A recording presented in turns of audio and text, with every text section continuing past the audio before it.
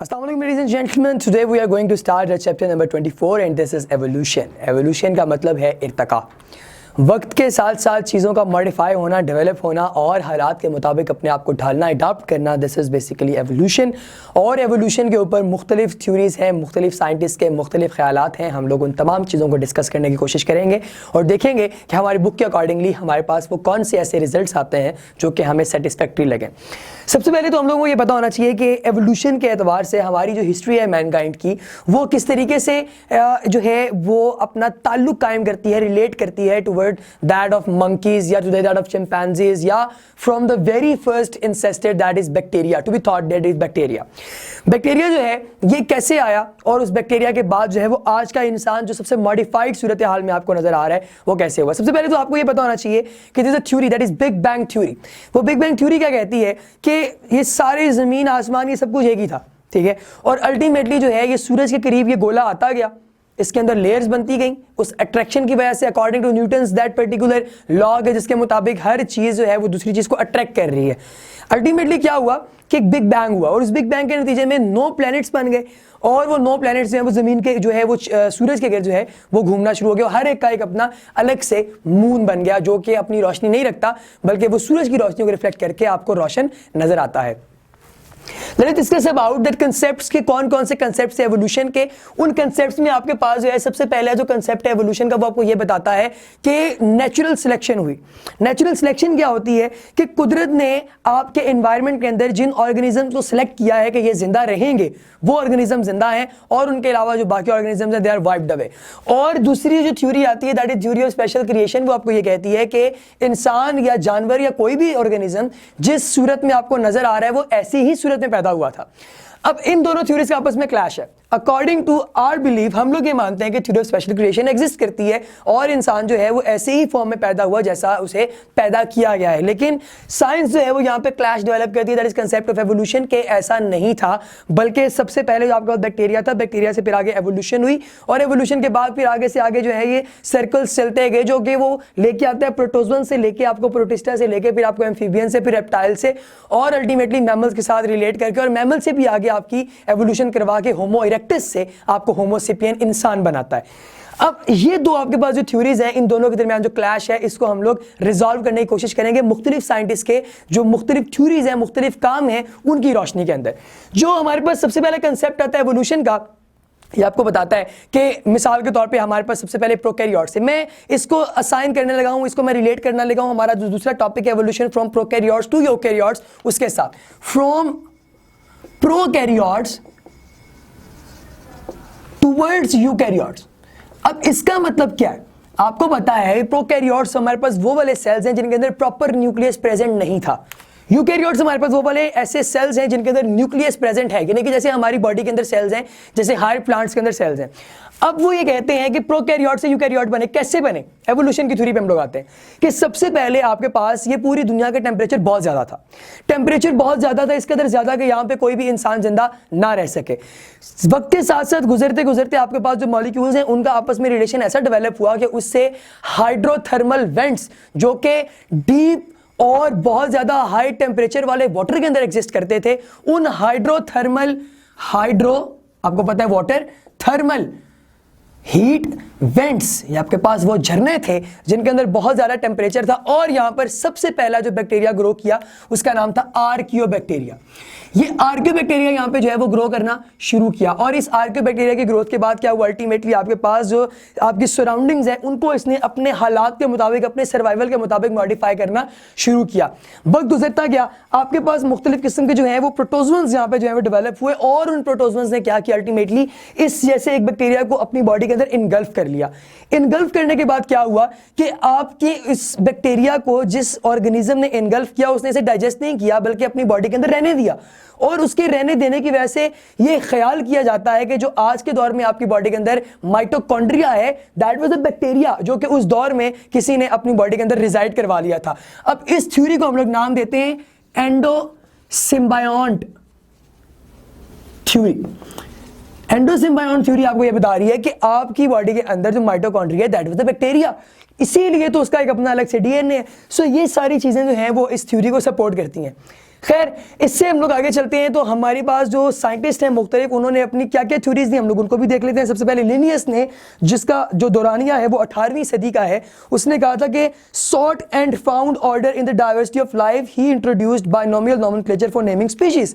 उसने स्पीसीज को नाम देना शुरू किया सबसे पहले। आपको पता है कि स्पीसीज का मुख्तलिफ ऑर्गेनिज्म मुख्तलिफ नाम है। मिसाल के तौर पे आप अगर गौर करें तो यहाँ पे हम एक सिर्फ और सिर्फ एक शलजम की बात करें, ठीक है, उसको टर्निप भी कहते हैं, उसे शलजम भी कहते हैं, उसे गोंगलू भी कहते हैं, उसे ठिपर भी कहते हैं, उसे पता नहीं क्या क्या कहते हैं।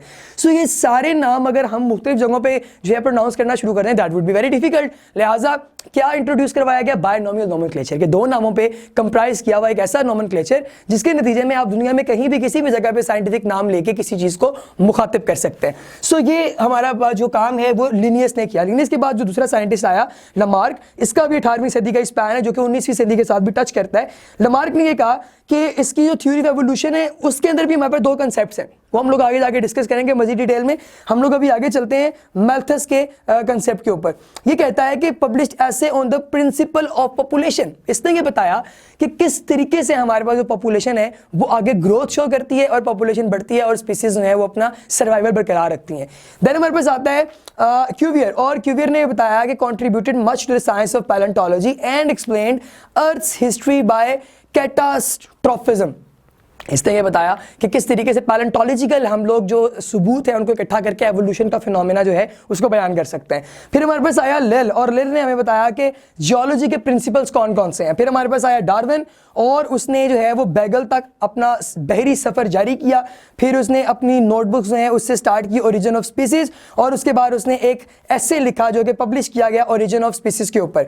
फिर मेंडल आया जिसने ये डिस्कस किया कि पेपर्स उसने बताए इनहेरिटेंस के ऊपर, जिसको फादर ऑफ जेनेटिक्स भी कहा जाता है। मेंडल, चार्ल्स, ये हमारे पास जो है जॉर्ज मेंडल जो कि एक बैप्टिस्ट था, उसने ये हमें चीज़ें बताई। फिर एक बार वेलेस आता है जिसने हमारे पास जो थ्योरीज हैं डार्विन की उनको ऑनवर्ड दुनिया के सामने जो है वो पेश किया। खैर, अब हम लोग आते हैं कि अपने साइंटिस्ट का जिक्र कर लिया, आपने याद रखना है, आपको आ सकता है एमसीक्यूज या पेपर में। तो इसके साथ साथ हमारे पास जो प्रोकैरियोट्स और यूकैरियोट्स की जो आगे डेवलपमेंट है उसकी जो आपके पास डेफिनेशन है एंडोसिम्बायोट थ्योरी की, हाइड्रोथर्मल वेंट्स की, भी आप लोगों ने याद रखनी है। सो इसके साथ रिलेटेड हमारे पास है कि किस तरीके से फिर इस एंडोसिम्बायोट थ्योरी के नतीजे में आपके पास ऑर्गेनिज्म मजीद डेवलप हुआ। इस ऑर्गेनिज्म की बॉडी के अंदर फ्लैजेला डेवलप हुआ।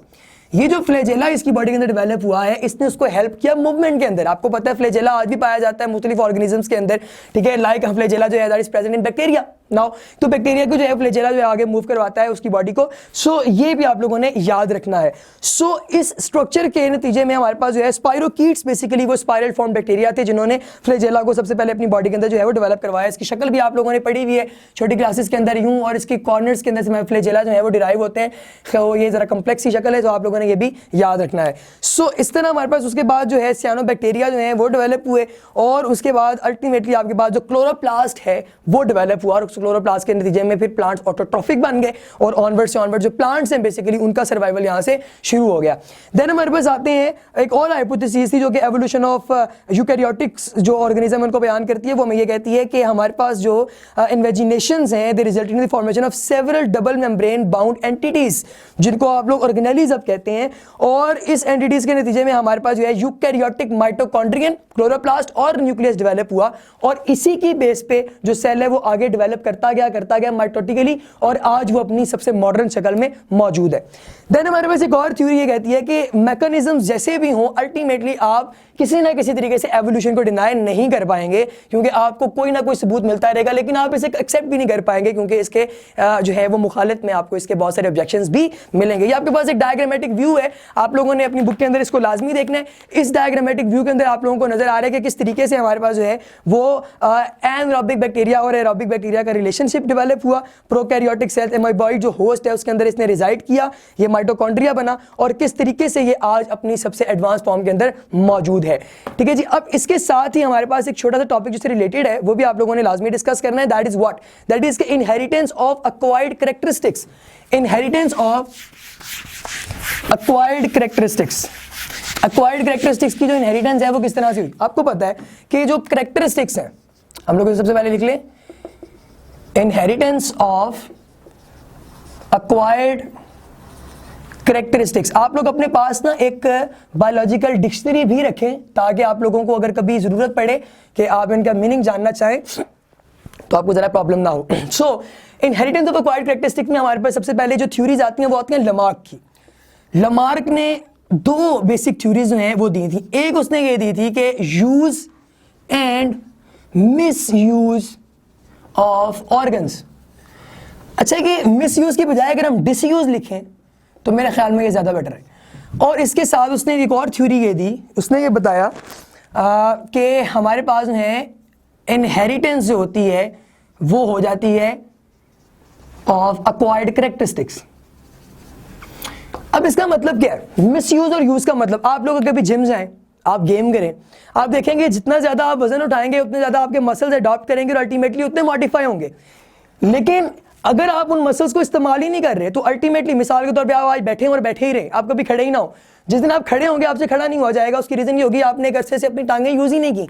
सो दैट्स व्हाई उसने ये कहा कि जिन ऑर्गन्स को हम इस्तेमाल करते हैं वो बहुत ज्यादा डेवलप हो जाते हैं, जिनको नहीं करते वो बिल्कुल फारिग हो जाते हैं। फॉर एग्जाम्पल उसने कहा कि जो जिराफा है इसने खुराक हासिल करने के लिए, जिसकी जो गर्दन पहले बहुत छोटी थी और इसने खुराक हासिल करने के लिए अपने मुंह को आगे से आगे बढ़ाता गया और वक्त के और हालात के मुताबिक इसकी अडॉप्टेशंस ऐसी हुई कि अल्टीमेटली ये ऊपर अपनी गर्दन बढ़ाते बढ़ाते आज इस नौयत को पहुंच गया कि इसकी गर्दन इतनी लंबी हो गई है। और ये कैरेक्टर फिर आगे से आगे इसकी जनरेशन में चलता आ रहा है। इसी तरह उसने लोहार के बारे में डिस्कस किया। उसने कहा कि वो अपना हाथ बहुत चलाता है, लिहाजा उसके बाइसेप्स बहुत मजबूत होते हैं, ट्राइसेप बड़े मजबूत होते हैं। लेकिन उसने कहा कि ये आगे जो है वो चलती है। लेकिन उसकी जो एक्वायर्ड कैरेक्टरिस्टिक की इनहेरिटेंस वाली डेफिनेशन है कि थोड़ी सी गलत है। उसकी वजह यह है कि अगर तो हम लोगों ने ये देखना है कि लोहार के हाथ मजबूत हैं तो क्या उसके बच्चों के हाथ भी मजबूत होते हैं? ये नहीं होता तमाम केसेस के अंदर। दैट्स व्हाई ये जो उसकी थ्योरी थी जिसके अंदर वो एक्वायर्ड कैरेक्टरिस्टिक्स की इनहेरिटेंस की बात कर रहा है, that was partially not correct और अल्टीमेटली फिर इसको मुकम्मल तौर पे भी रिजेक्ट कर दिया गया। चार्ल्स डार्विन का बहुत ज्यादा करेक्टर है इस पूरी कहानी के अंदर। तो चार्ल्स डार्विन के बारे में हम जरा डिस्कस कर लेते हैं कि इसने क्या क्या किया। तो जो डार्विन है, डार्विन ने क्या किया जी? सबसे पहले इसने तो एक वॉयज स्टार्ट किया, समुद्री बहरी सफर स्टार्ट किया। इसका जो सन है वो है 1809।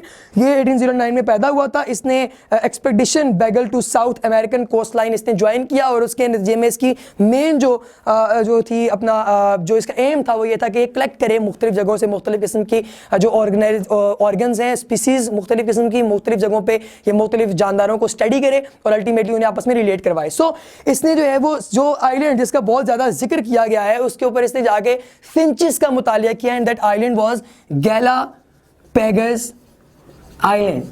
गैलापैगस आइलैंड पे ये गया, वहां जाके इसने मुख्तलिफ जो है वो आपके पास फिंचेस उनको स्टडी किया और इसने कितनी टाइप 13 टाइप ऑफ फिंचेस जो है इसने वहां डिस्कवर की। और इसने ये देखा कि जियोग्राफिकल डिस्ट्रीब्यूशन की वजह से मुख्तलिफ किस्म के जानदार मुख्तलिफ जगहों पे हैं और समंदर ने बेसिकली उनके दरमियान एक बैरियर क्रिएट किया है। मिसाल के तौर पर ये जो जानदार मिसाल के तौर पर आज थे यहाँ पे थे और कुछ जानदार जो हैं हमारी स्पीसीज के हमारे जैसे वो सड़क के दूसरे किनारे हों, फिर ऐसा हो जाए, कुछ ऐसा हो जाए कुदरती तौर पे कि सेंटर में एक बॉर्डर लाइन आ जाए कि ना इधर के उधर जा सके ना उधर के इधर आ सके, एनवायरमेंटल कंडीशंस भी डिफरेंट हो जाए। अल्टीमेटली क्या होगा, यहाँ से जो एवोल्यूशन हो रही है वो डिफरेंट होगी, उधर की एवोल्यूशन डिफरेंट होगी, लेकिन एंसेस्टर दोनों के जाके क्या होंगे ultimately same. So that's why इसी तरह से वो उसने कहा कि ये जो फिंचेस हैं इस तरह के ऑर्गेनिजम्स हैं, ये देखने में आपको डिफरेंट लग रहे होंगे लेकिन अल्टीमेटली इनका जो एक जो फादर है जो एंसेस्टर है वो सेम है, ये कॉमन को शेयर कर रहे हैं। ये उसका कंसेप्ट था। खैर गैलापैगस जो फिंचेस हैं इसी तरह की उसने 1836 के अंदर उसने ये देखा कि उसको मुख्तलिफ और जगहों पर इन्हीं फिंचेस के साथ रिलेटेड और ऑर्गेनिज्म भी मिले।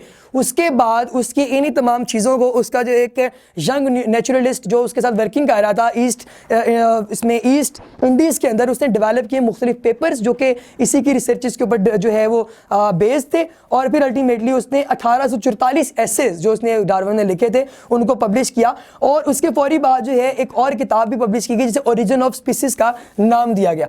अब जो ओरिजिन ऑफ स्पीसीज है ये इसका बहुत इंपॉर्टेंट कैरेक्टर है मॉडर्न डे बायोलॉजी के अंदर। हमारे पास है ये जो किताब है, this is termed as origin of species. अच्छा कि ओरिजिन ऑफ स्पीशीज बेसिकली है कि आप लफ्ज देखें, आप गौर करें इस पे, ओरिजिन किस चीज का निकलना ऑफ स्पीशीज, स्पीशीज कैसे जनरेट हुई। दो कंसेप्ट इसके अंदर डार्विन ने जो है पेश किए। पहला था descent with modification, descent with modification, और दूसरा कंसेप्ट उसका ये था कि इस कंसेप्ट के मुताबिक natural selection and adaptation, natural selection and adaptation. अच्छा, इसके अंदर ना हमारे पास इसके अंदर 3 और कैटेगरीज आती हैं जो हम लोगों ने अपने मुताबिक क्लासीफाई की हैं। आपको पैराग्राफ मिलेंगे, आपने इसको इस तरह से करना है। फॉर एग्जांपल, ओवर प्रोडक्शन या ओवर पॉपुलेशन, दूसरा है स्ट्रगल फॉर एग्जिस्टेंस, और तीसरी चीज हमारे पास है सर्वाइवल ऑफ द फिटेस्ट। अच्छा, ये क्या कह रहा है? आपको वो बता रहा है कि ओरिजिन ऑफ स्पीशीज में डिसेंट विद मॉडिफिकेशन, जो ऑर्गेनिज्म आगे चले अल्टीमेटली ये ब्रांच के मतलब तरह से, एक ब्रांच की तरह पे ये सारे के सारे जो हैं वो रिलेटेड होते हैं सिंगल ट्री स्टेम के साथ। एक सेंट्रल स्टेम है, उसके साथ ये सारी ब्रांचेस कनेक्टेड है, अल्टीमेटली आगे ये उसी के ऊपर फॉल करती हैं और उसी की बेस पे ये सारी चल रही हैं। ये था कंसेप्ट डार्विन का about the evolution of species. और उसने ये भी कहा कि उसके बाद दूसरी उसने कहा कि नेचुरल सिलेक्शन एंड अडैप्टेशन के जो ऑर्गेनिजम्स हैं इनको नेचर ने सिलेक्ट किया है। नेचर ने देखा है कि ये वाला ऑर्गेनिज्म जो है ये हमें ज्यादा पसंद है, ये ऑर्गेनिज्म माहौल के मुताबिक जरा ठीक जा रहा है, उन्होंने उस ऑर्गेनिज्म को सिलेक्ट कर लिया, कुदरत ने। अब इसको उसने 3 कैटेगरीज में आगे डिवाइड किया कि किस तरीके से अडॉप्टेशन। अब अडॉप्टेशन की डेफिनेशन भी आप लोगों ने याद रखनी है कि ये किसी भी ऑर्गेनिज्म की वो कैरेक्टरिस्टिक डेवलपमेंट है जो कि वो अपने एनवायरनमेंट के अंदर सर्वाइव करने के लिए करता है। सो अब इसके अंदर उसने देखा कि सबसे पहले ओवर प्रोडक्शन हो रही है, ऑर्गेनिज्म बहुत ज्यादा प्रोड्यूस हो रहे हैं, ओवर प्रोडक्शन उनकी हो रही है, और उस ओवर प्रोडक्शन के नतीजे में स्पीशीज का अल्टीमेटली गोल क्या है कि उनकी जो नस्ल है वो बरकरार रहे। स्ट्रगल फॉर एग्जिस्टेंस, अब ज्यादा स्पीशीज हो गई हैं, पॉपुलेशन ज्यादा हो गई है, रिसोर्सेज कम है, उन सबके दरमियान जो है वो क्या डेवलप हो गया, कंपटीशन डेवलप हो गया। जैसे मिसाल के तौर पे एक रोटी हो और उसके उम्मीदवार कई सारे हो, तो उसमें से कौन जीतेगा? जो फिटेस्ट है, सर्वाइवल ऑफ द फिटेस्ट, जो सबसे फिट है एनवायरमेंटल कंडीशंस के एतबार से, एनवायरमेंटल प्रेशर के एतबार से और ड्रास्टिक कंडीशंस को टैकल करने के एतबार से, वो अल्टीमेटली क्या करेगा? वो इस विन कर लेगा इस पूरी रेस को, और वो आगे से आगे जो है वो चीजें डेवलप करना शुरू कर देगा। इसके बाद इन तमाम चीजों को ना कंपाइल किया गया, और इसके बाद इसकी थ्योरीज को सपोर्ट करने के लिए हमारे पास एक नई ब्रांच आ गई साइंस की, जिसको हम लोग नाम देते हैं that was termed as genetic जो हमारे पास जितना भी जेनेटिक मेकअप है वो सारे का सारा हमारे पास पॉपुलेशन जेनेटिक्स के अंदर जो है, पॉपुलेशन जेनेटिक्स ने इस सारी थ्योरीज को सपोर्ट करने के लिए अहम किरदार अदा किया। इनको और बाकी साइंसेस को आपस में कोलैबोरेट करवा के अल्टीमेटली एक नया रिसर्च पेपर जो है वो उसको आवाम के सामने पेश किया गया, जिसको आप लोग नाम देते हैं मॉडर्न सिंथेसिस और न्यू डार्विनिज्म।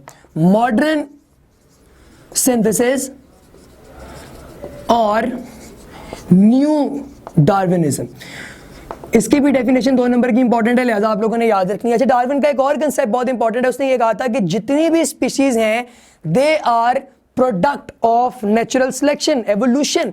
एवोल्यूशन की प्रोडक्ट में जितनी भी स्पीशीज है, मतलब जितनी स्पीशीज आपको नजर आ रही है सारी की सारी एवोल्यूशन की वजह से। एवोल्यूशन ना होती तो स्पीशीज ना होती, सिर्फ एक ऑर्गेनिज्म होता, बैक्टीरिया। एवोल्यूशन हुई, चीजें तब्दील हुई, और आपको आज वो करंट सिचुएशन में नजर आती हैं। This was about the introduction and the मुख्तलिफ थ्योरीज जो हमने हमारे पास हैं, the evolution from prokaryotes to eukaryotic organisms and the contribution of different scientist like Lamarck and Charles Darwin in this whole cause and decorum. Thank you so much ladies and gentleman.